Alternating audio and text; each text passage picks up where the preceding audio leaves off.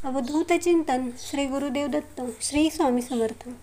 आजच्या व्हिडिओमध्ये सर्व स्वामी भक्तांचे स्वागत आहे।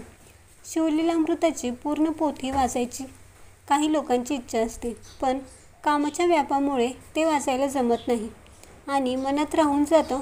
पण तुम्हाला पूर्ण ग्रंथ वाचन करायला जमत नसेल तर तुम्ही रोज 11वा अध्याय वाचा। 11वा अध्याय वाचण्याचे काय वैशिष्ट्ये आहेत हे आज आपण या व्हिडिओमधून पाहणार आहोत। 11वा अध्यायात रुद्राक्षाचं वर्णन केलेलं आहे। शिवशंकरांना बेलाचे पान व रुद्राक्ष या दोन गोष्टी अत्यंत प्रिय आहेत। निसर्गातून मिळणारा रुद्राक्ष शरीरावर धारण केल्यास काय फायदे होतात याची माहिती सांगणारा हा 11वा अध्याय आहे। हा अध्याय सकाळी महादेवांची पूजा झाल्यावर वाचू शकता किंवा संध्याकाळी वाचणार असाल तर तुम्ही तुमचे दिवसभरातील कामाचे कपडे बदलून धुतलेले स्वच्छ कपडे घाला व मगच 6 ते 7च्या दरम्यान तुम्ही 11वा अध्याय वाचू शकता। फक्त काळे वस्त्र महादेवांना चालत नाही, त्यामुळे काळे कपडे न घालता कोणताही शर्ट साडी जे काही घालणार असाल ते घालू शकता।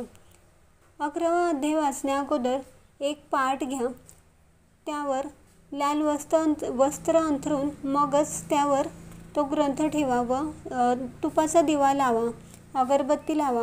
एका ग्लासमध्ये पाणी घेऊन मगच हा अध्याय वाचण्यास सुरुवात करावी।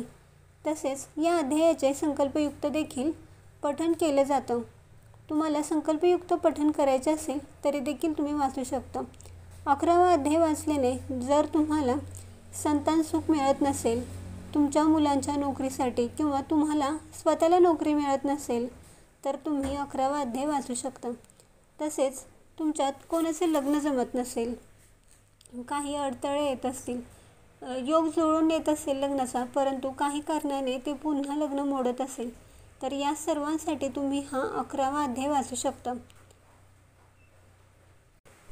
हा अध्याय दररोज वाचला तरी देखील चालतो किंवा फक्त सोमवारी हा अध्याय पठण केला तरीही चालेल। हा अध्याय वाचताना प्रत्येक दिवशी 3 वेळा वाचायचा आहे। 3 वेळा जमत नसेल तर 1 वेळा वाचा, यामुळे तुमच्या इच्छित अपूर्ण राहिलेली इच्छा पूर्ण होतील, स्वप्न पूर्ण होतील। अध्याय वाचल्यानंतर आरती अवश्य करावी आणि नैवेद्य म्हणून साखर, दूध किंवा फळे यांचा नैवेद्य दाखवा व त्यानंतर 108 वेळा ओम नमः शिवाय या मंत्राचा जप करा। याचे खूप सारे फायदे आहेत। तुम्हाला ही माहिती कशी वाटली कमेंट्स करून नक्की सांगा। तुम्हाला जर आमचे व्हिडिओ आवडत असतील तर व्हिडिओला लाईक करा, तसेच भक्ती या चॅनेलला सबस्क्राईब करायला विसरू नका।